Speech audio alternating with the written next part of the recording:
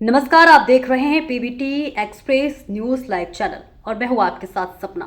चलिए रुक कर लेते हैं आज की बड़ी खबरों की ओर। हिंदुस्तान में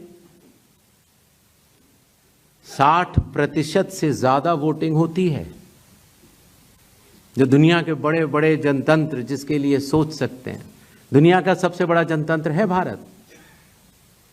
दुनिया का सबसे बड़ी मतदाता सूची हमारे पास है, लगभग 90 करोड़ से 100 करोड़ के बीच में। सबसे बड़ी मतदाता सूची, सबसे बड़े चुनाव कर्मियों की फौज, सबसे ज्यादा मतदान करने वाले लोगों की संख्या, और इन सब के समक्ष, सारे मीडिया के समक्ष ये कहना कि अगर मतदाता सूची में आपका नाम एक बार और है तो आपने 2 बार मतदान किया होगा और कानूनी अपराध किया होगा, और मेरे सारे मतदाताओं को अपराधी बनाना और चुनाव आयोग शांत रहे, संभव नहीं। हलफनामा देना होगा या देश से माफी मांगनी होगी, तीसरा विकल्प नहीं है। कानून के अनुसार अगर समय रहते मतदाता सूचियों में त्रुटियां साझा न की जाएं, मतदाता द्वारा अपना प्रत्याशी चुनने के 45 डेज के भीतर माननीय उच्च न्यायालय में चुनाव याचिका दायर न की जाए और फिर वोट चोरी जैसे गलत शब्दों का इस्तेमाल करके जनता को गुमराह करने का असफल प्रयास किया जाए, तो यह भारत के संविधान का अपमान नहीं तो और क्या है। जहां तक कि मशीन रीडेबल मतदाता सूची का सवाल है, माननीय सुप्रीम कोर्ट 2019 में ही कह चुका है कि यह मतदाता की निजता का हनन हो सकता है। Voter privacy can be breached. हमने कुछ दिन पहले देखा कि कई मतदाताओं की फोटो उनकी अनुमति के बिना मीडिया के समक्ष रखी गई, उनके ऊपर आरोप लगाए गए, उनका इस्तेमाल किया गया। क्या अपनी माताओं, बहुओं, बेटियों सहित किसी भी मतदाता की सीसीटीवी वीडियो चुनाव आयोग को साझा करनी चाहिए क्या? मतदाता सूची में जिसका नाम होता है वही अपने प्रत्याशी को चयनित करने के लिए वोट डालता है। लोकसभा के चुनाव की प्रक्रिया में 1 करोड़ से भी अधिक कर्मचारी, 10 लाख से भी अधिक बूथ लेवल एजेंट्स, 20 लाख से भी अधिक प्रत्याशियों के पोलिंग एजेंट्स चुनाव के लिए कार्य करते हैं।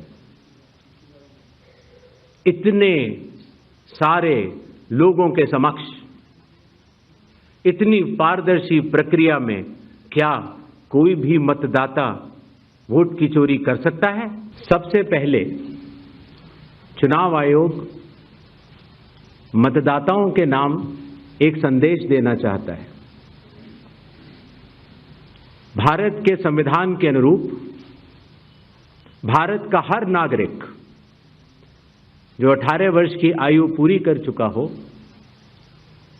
उसे मतदाता अवश्य बनना चाहिए और मतदान भी अवश्य करना चाहिए।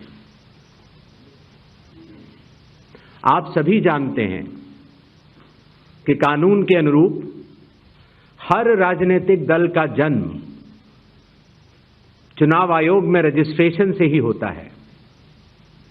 तो फिर चुनाव आयोग उन्हीं राजनीतिक दलों में भेदभाव कैसे कर सकता है? चुनाव आयोग के लिए न तो कोई विपक्ष है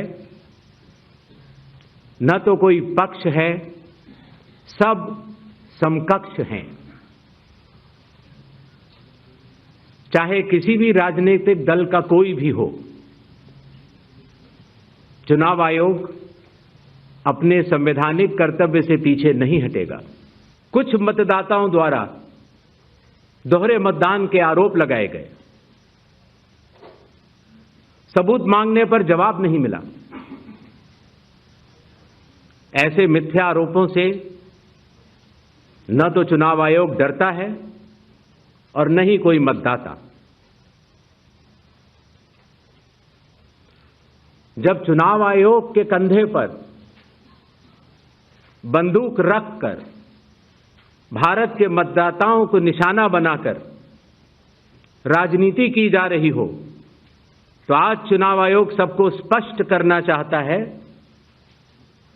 कि चुनाव आयोग निडरता के साथ सभी गरीब, अमीर, बुजुर्ग, महिला, युवा सहित सभी वर्गों और सभी धर्मों के मतदाताओं के साथ बिना किसी भेदभाव के चट्टान की तरह खड़ा था, खड़ा है और खड़ा रहेगा। चुनाव आयोग जो कि एक एक मतदाता को ढूंढकर उसका वोट डलवाता है। आपको पता है, अरुणाचल प्रदेश का एक गांव है मालेगांव, जहां सिर्फ एक मतदाता बहन के लिए पूरा चुनाव आयोग 2 दिन तक ट्रैकिंग करके जाता है और उनका वोट लेके आता है। वही चुनाव आयोग जो गिर फॉरेस्ट के पीछे एक महंत हैं, उनके लिए 1.5 दिन की ट्रैकिंग करने जाता है, पूरा वोट बूथ बनाता है और वोट लेके आता है। उस कर्मठता से, और आज से नहीं, 75 सालों से उस विरासत से, कर्मठता से कार्य करने वाले चुनाव आयोग के ऊपर अगर निराधार आरोप आप मतदाता सूची और मतदान को मिला के और जनता के सामने अगर ये कहें कि चोरी हो रही है, तो ये गलत बात है। जनता सब समझती है। किसी व्यक्ति के अगर 2 जगह वोट भी हों तो भी वो एक ही जगह वोट करने जाता है। 2 जगह वोट करना कानूनी अपराध है। और अगर कोई भी व्यक्ति ऐसा कहता है तो सबूत तो चाहिए। सबूत मांगा था,